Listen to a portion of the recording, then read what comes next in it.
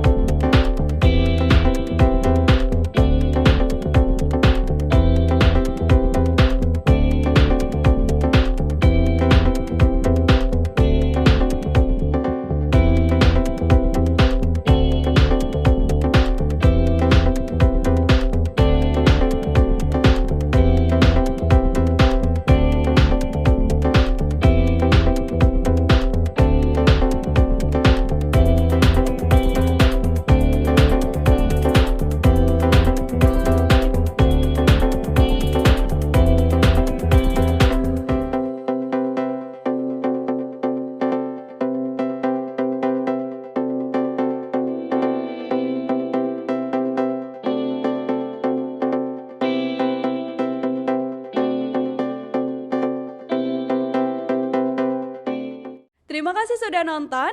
Jangan lupa like, subscribe, dan share ya.